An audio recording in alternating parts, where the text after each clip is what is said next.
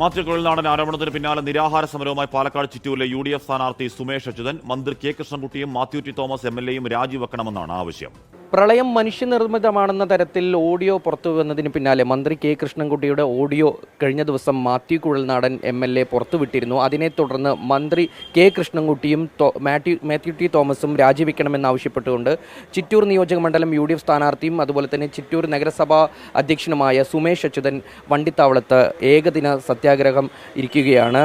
ഇപ്പോൾ മറ്റുള്ള സ്ഥാനാർത്ഥികളെല്ലാം ഇപ്പോൾ അവസാന വോട്ട് ഉറപ്പിക്കാൻ വേണ്ടി നിശബ്ദ പ്രചാരണത്തിലാണ്. അങ്ങിപ്പോൾ ഒരു ഏകദിന ഉപവാസം ഒരു 6 മണി വരെ ഏകദിന ഉപവാസം ഇരിക്കുകയാണ്. എന്താണ് അത്തരത്തിലൊരു ഇരിക്കാൻ കാരണം? തെരഞ്ഞെടുപ്പ് പ്രചരണത്തെക്കാൾ ഇപ്പോൾ ഏറ്റവും പ്രസക്തമായ വിഷയം കേരള ജനതയ്ക്ക് നിഷേധിക്കപ്പെട്ട നീതി കേരള ജനതയ്ക്ക് ലഭിക്കണമെന്നുള്ളതാണ്.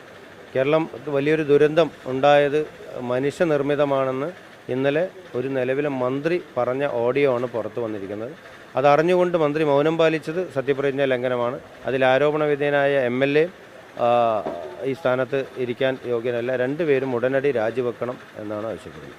കഴിഞ്ഞ ദിവസം മന്ത്രി കെ കൃഷ്ണൻകുട്ടിയുടെ പ്രതികരണം തേടിയപ്പോൾ അദ്ദേഹം പറഞ്ഞത് ഇത് നിയമസഭയിൽ ചർച്ച ചെയ്തിരുന്നു, അന്നൊന്നും പ്രതിപക്ഷം ഇത് എതിർത്തിരുന്നില്ല എന്നുള്ള ഉൾപ്പെടെയുള്ള കാര്യങ്ങളാണ് മന്ത്രി പ്രതികരിച്ചത്. പിന്നെ അദ്ദേഹത്തിൻ്റെ ഓഡിയോ തന്നെയാണോ എന്നുള്ള സംശയമുണ്ട്. കാരണം AI ഉള്ള കാലമാണെന്നാണ് അദ്ദേഹം പറയുന്നത്. ശബ്ദരേഖ വ്യാജമാണെങ്കിൽ ആദ്യം ചെയ്യേണ്ടത് ഒട്ടും വൈകാതെ, ഒരു നിമിഷം പോലും വൈകാതെ ഇലക്ഷൻ കമ്മീഷനും പോലീസിനും പരാതി കൊടുക്കണം.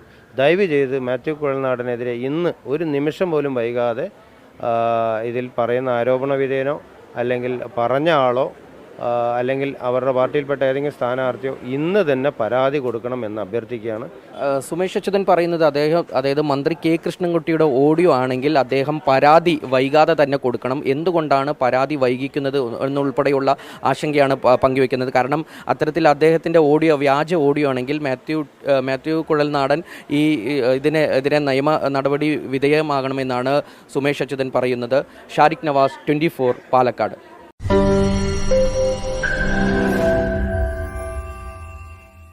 ലോകത്തെവിടെയായാലും ഏത് സമയത്തും 24 വാർത്തകളും ഓഗ്മെന്റഡ് റിയാലിറ്റി പാക്കേജുകളും എക്സ്പ്ലെയിനറുകളും വിശദമായി കാണാൻ ഞങ്ങളുടെ YouTube ചാനൽ നിങ്ങൾക്ക് സബ്സ്ക്രൈബ് ചെയ്യാം.